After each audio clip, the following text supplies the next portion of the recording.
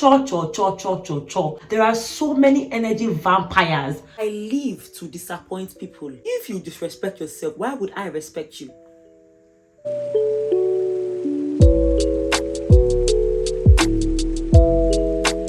Hey my loves, get ready with me as I do a light makeup and I share with you 10 things I've learned in this my new year.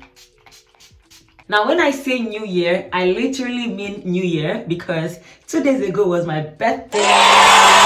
Thank you to everyone that has sent me messages and kind wishes. Thank you. I'm very grateful for them all. One thing I'm going to say is last year I was extremely intentional about my mindset, and these are 10 things that really helped me and I think would help you. So the first is mind your business. People don't know how much energy they put into other people's lives.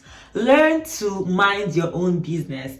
In my last year, something I was intentional about was on minding my business, running my business, and staying away from other people's businesses. Wait, let me do my eyebrows. Now, the reason why a lot of us have not achieved many of the goals we plan on achieving is because we're not focused on our goals. We all have the same 24 hours, but we don't all use it the same way. Some people would use that 24 hours to focus on their goals, their priorities, but some other people would use those hours to focus on other people's businesses. Cho, cho, cho, cho, cho, cho. Not minding your business. Unless if you're a gossip vlogger or you are being paid to gossip. Otherwise, you should be focusing on your own goals. Be consistent in whatever you're doing. See, in this life I've learned that even mediocrity wins, so far that mediocrity has consistency backed by it. Let me explain. A lot of times we think that for us to make huge achievements in life, we have to be the next Mark Zuckerberg. We have to have made one invention that nobody has ever done. But that's not true. Even in the little thing you're doing, in the, in quote, basic thing you're doing, if you are consistent in that thing, if you are focused in that thing, you will be so surprised how much growth you will get from that thing. But then you can't be consistent when you don't mind your business, because how can you have the time? If you're the kind of person that does not know how to focus on your own business, how do you want to be successful? How?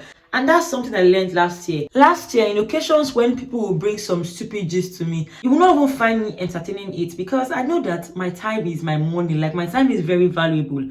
And that time and energy I'm wasting gossiping or talking nonsense about someone, that time can be used to better my own business and my own life. So that's something I think is very important for everyone to prioritize in their own new year. Now, in line with that, whatever gifts, whatever talents that God has given you, learn to pour your energy into it. Even the Bible says that, here's that a man diligent in his ways, he shall stand before kings and not mean men. You will see someone that is doing something diligently. Before you know it, they are literally superstars. And there is no exclusivity on what that thing can be, because the way the digital age is now, people have literally come into limelight for doing very basic things, but they did it well. So when next you want to just waste your time, just realize that you're wasting your own life. It's literally your own life that you're wasting. God has deposited enough talent, enough skills within you that you can use to make yourself a success. You can choose not to use them and instead be minding someone else's business. Only you know the person that is proud. Only you know the person that has money. Only you know everything. Cho, cho, cho, cho, cho, cho. Use it and better your own life. That's something I was very intentional about in my last year. The second mindset arc last year was learning to trust myself, and this is something that I actually struggled with. I'm still a work in progress regarding this, because I'm used to listening to every other person. Like, as a retiring people pleaser, I'm used to putting people's opinions on a higher pedestal than my opinion. But something I was very intentional about last year was, see, I trust myself. I make decisions and I stand by it.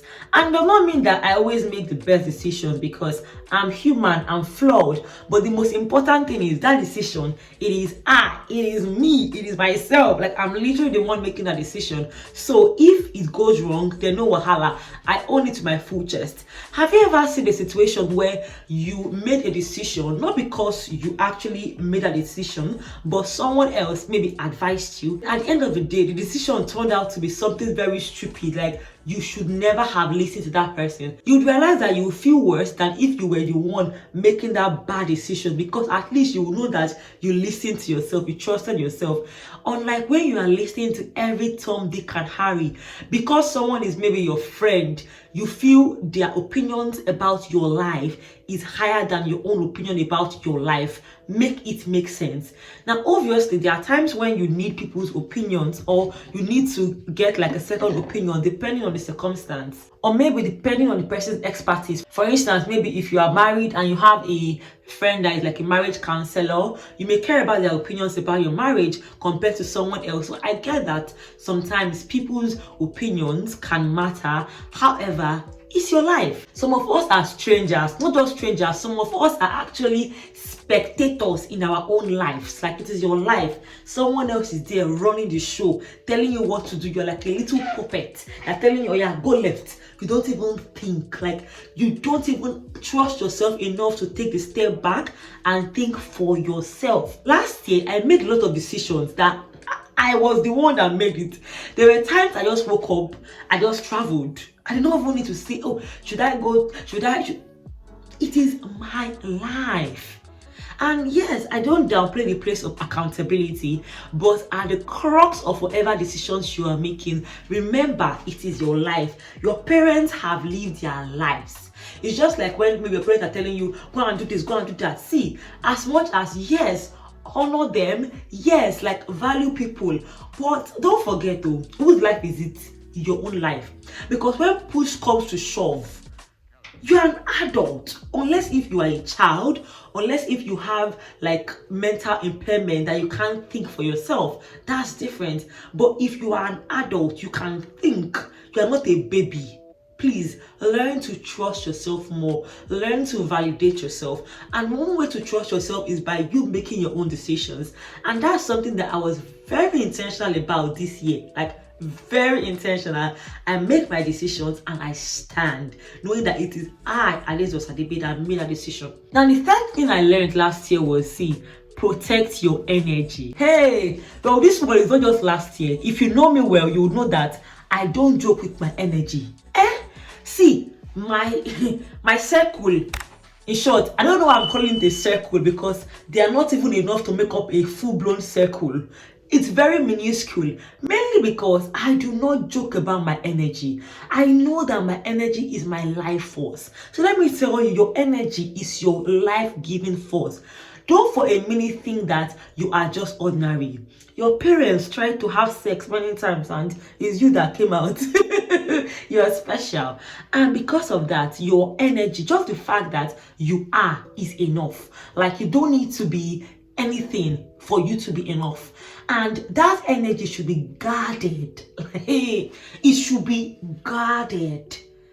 Don't joke. Don't just give out your energy freely. There are so many energy vampires. Please, besties, don't focus on my makeup. I'm just doing what I know how to do, please. So now there are so many energy vampires. And who is an energy vampire? That is someone that wants to steal your energy.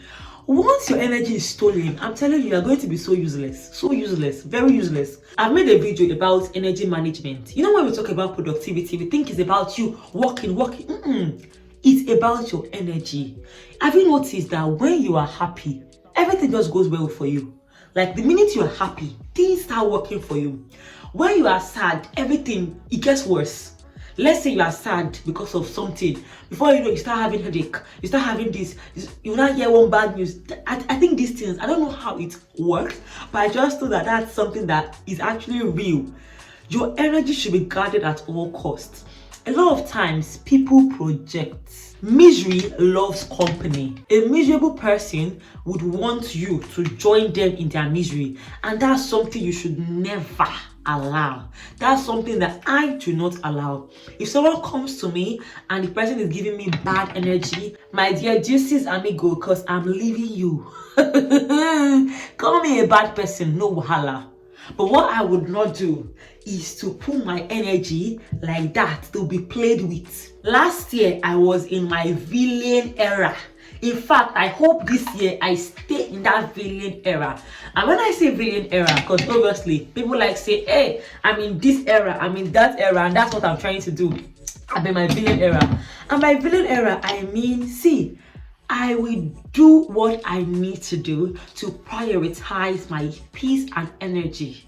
So if doing that makes me a bad person, no wahala. I'm not auditioning for the best person in the world. I'm not. You say I'm good, thank you. You say I'm bad, thank you. It's not feeding me, it's not putting anything in my pocket. Like, so, thank you. It doesn't matter. So far, I know that I'm satisfying my conscience, my God, and myself. I am good, and anything I can do to protect that energy, that peace that God has given me, my love, I will do it. You will not stress me on the phone that I bought with my money. You will not stress me on the time that God has given me to make exploits in this life. No, my love. Delete, block, mute. Very active. Like, I don't even joke with those buttons. I do it as at when. Now the next tip is you are not responsible for other people's emotions. Now this is a very dicey one, and I can say it can be a controversial one. One thing I learned last year is, see, Adaeze Osadebe, you're not responsible for people's emotions. And by this I mean people have emotions independent of you. A lot of times people project, and my responsibility is to my emotions. Your responsibility is to your emotions. I am not responsible for regulating someone else's emotions. I'm not a therapist.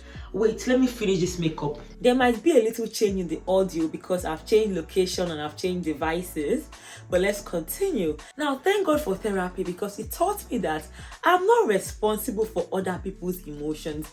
I'm responsible for my emotions, and that has been very wholesome and freeing for me this past year, because as a first daughter in an Igbo household, as the Ada, just by being born, there are so many responsibilities placed upon you. You are expected to care for others, you are expected to be the sacrificial lamb for others, you're literally expected to be way up there. But thankfully, as I grew older, I've learned that the expectation that other people place on me are their own problems. Like, that is your problem. If you expect me to act like this, you expect me to do like this, see, that is your personal problem. The only expectations I live up to are my own expectations. Yesterday, I was telling someone that, see, I live to disappoint people. And when I say that, I mean, if you have expectations about what I should do or should not do, oh my brother and sister, you will be disappointed, because your expectation sounds like a you problem. Life is already a lot. Like, just living life, there are so many trials and tribulations, both the ones that you don't even deserve, the ones that you don't even expect. They would naturally come. And one thing I've made up my mind not to do is to live my life for other people. People are living their lives, but they would still want to project their own perception onto you. But then you're not a victim. Like, you are in control of accepting it or rejecting it. And the last year, I consciously rejected it. And my responsibility is to my emotions. Now, when I say I'm responsible for my emotions, that does not mean I'll just talk to someone anyhow, treat someone anyhow, and say, oh, I don't care, it's your emotion, deal with it. No, no, no. That's not what I'm saying. What I'm saying is, other people's emotions are not burdens that I would ever place on myself anymore. And this is something that, as I said, is very freeing, because my personality makes it easy for me to bear people's emotions onto myself. Now, I may not show it because I'm not very expressional about a lot of things, but it impacts me. But something I learned last year is not to be a rescuer. I'm not there to rescue people. I'm there to be there for my friends, my loved ones. However, people's emotions are their emotions, and I would not internalize it. If I see that a friend is struggling so badly, what I can do is to help with a professional that can support the person, aka a therapist that is licensed and trained to support the person. But what I would not do, because this thing even happened even like earlier this month where a lot of them was going through something, and you cannot begin to imagine how anxious this thing made me feel. Like I was extreme, like I was panicked.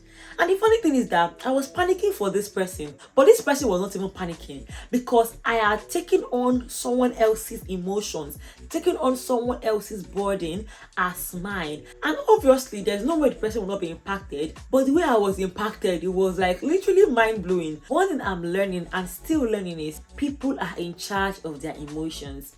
In line with this, when I set a boundary with someone, my focus is on my emotions.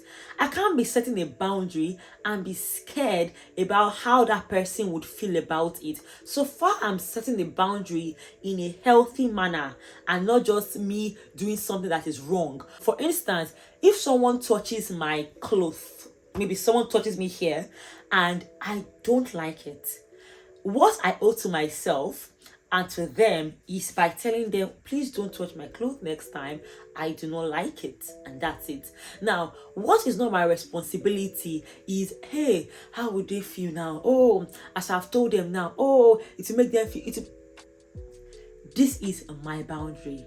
And one thing people don't understand about boundaries, a lot of times people think when you set boundaries, it means you are selfish, or it means you only care about yourself. It means, oh, what people don't understand is boundaries benefit even you.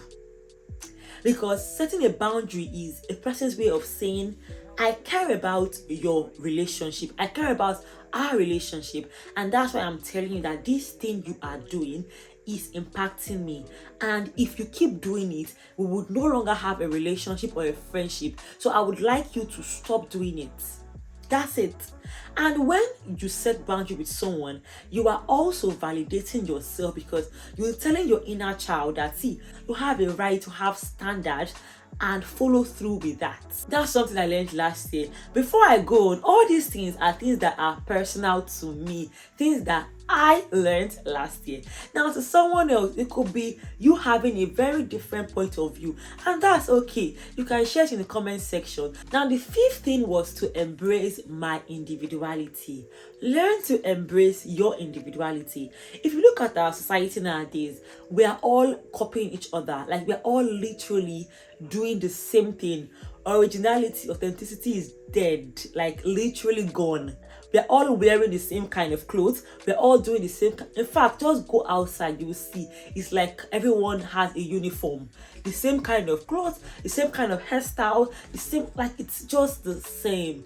And something that I was very like focused on last year was to embrace my own individuality. Meaning, if everybody is going left, I would 100% go right if that is what I want to do. Now, I'm not trying to follow the Joneses. I'm not following the masses. I'm following what I want to do. Even regarding content creation, last year I learned to tap into my own individuality. And yes, there is nothing new under the sun. However, it's important to tap into who you are at your core and not you following just everyone, because majority is boring at this point. These days I can be scrolling online and I'm seeing a lot of people doing the same things. A lot of people having the Kim Kardashian voice, a lot of people having the, like, it's the same thing, it girl, minimally, the same trend. Oh god, it's very something I learned last year that I will still be carrying on into my new year is to just keep being me, keep being unique. And this does not mean that I can't learn from others or emulate things from others, but at my core, my individuality has to stand very strongly. Now, the sixth thing I learned is to love myself. This is a hill that I have been on all my adult life. Like, love yourself, love yourself, love yourself. But loving yourself is not just about you buying yourself clothes, buying yourself things. Also, loving yourself in times when you do things that are wrong. Some of us speak very unkindly to ourselves. You're so negative to yourself. You make a mistake and you're calling yourself idiot. You're calling yourself fool. You are insulting yourself. If you disrespect yourself, why would I respect you? There are people that cannot even buy anything for themselves, but yes, they want other people to buy things for them. How? That math is not mathing. On my birthday 2 days ago, I literally was on my way to getting myself some flowers. Only to get a knock on my door. Someone literally got me flowers, and I didn't even tell the person to buy me flowers, but it just happened. Now, the reason I'm saying this is a lot of the things you want people to do for you, why can't you do for yourself? You want people's validation, why can't you validate yourself? You want people's affirmation, why can't you affirm yourself? You want people to take you on dates. Have you ever dated yourself? Have you ever carried your 2 legs? Go to a restaurant, buy yourself something just because. Not even because of any celebration or birthday, just because. Have you ever just made up, look very glam, just because? Those are things that would really help you. And that's something that I've always been doing for a long time. And last year, I kept doing a lot of it. I also did something every month. Like once I get my salary, I buy something for myself, no matter how little. For me, receiving gifts is literally my love language. So why can't I show myself that love language? If I'm expecting you to give me gifts and I'm not giving myself gifts, am I not a thief? Doesn't even make any sense. And the thing is, when you learn to love yourself, when you learn to appreciate yourself and all that, people can feel it. They know. It's very easy to know when a person loves themselves. I don't even know how to put it in words. There is just that thing. It is so clear. And if you do not love yourself, first of all, why do you want someone to love you? Doesn't even make sense. Also, if you don't love yourself, why would I believe you love me? You can't love you. Like, you can't love you. You can't love yourself. How can you love me that you don't know? Doesn't make any sense. And loving yourself also involves loving your body. A lot of us are very critical on ourselves. You are the one, you know all the weakness in your body. Even things that people don't even see. You see it, you know everything. You say it in a very negative light. It shows. And it's not healthy at all. Not for you, not for people around you. Now, the 7th thing I learned is go for therapy. I started therapy, I think 2 years ago, if I am correct, and it has been one of the best things that happened for my mental health, my emotional well-being. It's just been chef kiss. And I would always say, see, my loves, see, go for therapy. You don't need to wait till you have any traumatic situation before you go for therapy. We've all been through some forms of trauma or the other. So far you are alive, you're an adult. Instead of trauma dumping on your friends, your loved ones, why not have a therapist? Some conversations you are having should be had with a therapist. Now, you may not be able to have access to a therapist because therapy is not cheap. It isn't. And not only that, it takes a lot. You can actually have like a mentor, and that could be in place of a therapist. If you have a pastor that also has the gift of counseling, because it's not just any pastor. If you have someone like that, that could also help you. And see, if you have no one, there are so many people online, so many YouTube channels online that they dedicate their content to things that involve mental health, emotional well-being. All it takes is for you to just type whatever you desire and you will see people. You start listening to them, then you will see who you resonate with. Also, you can journal, talk to yourself. That thing, journaling has really helped me. There are times when maybe I don't even want to have therapy, or for whatever reason my therapist is not available. I journal. And see, even regarding therapy, there are times when you need to even take a break, and that's okay, because I don't think we are created to be perpetually healing. So if you don't have like a therapist, you can use other means to express and process your emotions. Journaling is it for me. Like, just every day opening my journal and writing how I feel per time. That thing helped me, and it will still help me going forward. Now, if you are enjoying this video, please don't forget to give it a thumbs up. And if you'd like to book a one-on-one consultation with me concerning any matter, just check the description box for all my services. Now, the 8th tip is learn to take care of your body. Your body is your temple. That is God's gift to you. If you don't honor your body, what else can you honor? Like, take care of yourself. Some of us will say we want to go to the gym. I'm calling myself out, by the way. You want to go to the gym, but you never go. You truly don't want to go. Because if you want to go, you will just do it. Because every day you are telling everybody, I want to go to the gym. You have never still gone. Stop saying it. There's no point, like, because when you are saying it now, your mind is telling you that, oh, you've done it already. Stop saying it. Just do it. Whatever you need to do in a healthy manner to make your body the way you want it to be, try your best and do it. Have some fitness goals. In fact, if you don't have any fitness goal, let it be that you'll be drinking water. There is so much power in just drinking water. I'm not even joking. Drinking water, it helps your system, and it also helps you mind your business, because when you are drinking enough water, you feel like peeing a lot of times, so you won't even have time for cho. Anyway, focus on how you can care for your body. Look good. I believe that, see, you should not be leaving your house looking like who did it and why. Some people will say, oh, it's when they don't look good, they now meet important people outside, or people like maybe their exes or someone, and most times they will now feel quite embarrassed. The reason why that happens is because you don't look good all the time. When you make it an effort to always look good, there is no way you'll meet someone and you'll be looking haggard. And looking good does not mean being on makeup all the time. It depends on what you want. Looking good means looking presentable, wearing something that fits you. You don't have to be a fashionista, but at least let your clothes be neat. Let it fit you. That's the barest minimum. Number 9, practice gratitude. Complain less. Complain less, be more grateful. A lot of us don't understand what a privilege it is to even be alive. On my birthday, in fact, right now, I'm still posting back to back everywhere that, hey, it's my birthday season. I'm very grateful for every little thing. And I would rather be the kind of person that is crazy about every little thing than someone that does not even see the magic in the world anymore. So people have become so desensitized to the beauties of this world. You are able to drink water. It's a privilege you don't know. You are able to watch me. You have that phone. You have data. You can watch me. It's a privilege, but you don't know. You don't understand. It is a privilege. I don't like to use the phrase of people are dying, because I don't want it to be like we are rejoicing for our life when people are having issues. That's not it. But whatever situation you're going through, learn to realize that it is a privilege. Be grateful. Now, that does not mean that things cannot go wrong, and yes, you can slip into that negativity. But see, pick yourself back up. See, negativity, because as someone that works in the mental health field, I can tell you for a fact, the way it will go from 100 to 0 in no, like, sharp.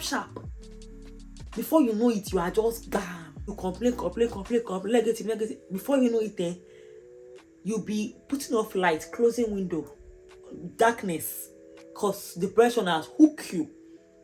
I know what I'm talking about. Learn to just be grateful. Learn to do things every day that will make you happy. That's something that I prioritized last year. So I made a list of 10 things that make me happy.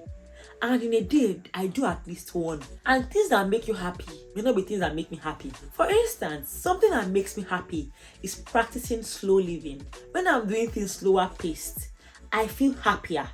So I try to do things like that instead of rushing. Also, dressing up makes me so happy. Looking good makes me happy. Now, it may not make you happy, but for me, because I know it makes me happy, I prioritize doing that. And that just puts me in a positive mood. Right now, I've just done this very basic makeup, but I'm happy because I'm dressed up. That just gives me that high energy. Now, the final thing is, see, put God first. Now, I don't know if you are a Christian, you're a Muslim, you don't even believe in God, you are from a different religion. For me, I put God first. Because I can't even know, like, I don't know how I would have done life without God. People that don't have God in their lives, like, I feel like they should be commended. Because I don't know how they do it. I'm not even joking. Like, I don't know how they do it. I can't. So that's something that I prioritized last year, putting God first. Being concerned about God's validation, not what people will say. Caring what God will say, not what people will say. Putting God first, talking to God, having that constant fellowshipping with my maker. That's something that I prioritized last year and I hope to prioritize in this coming year.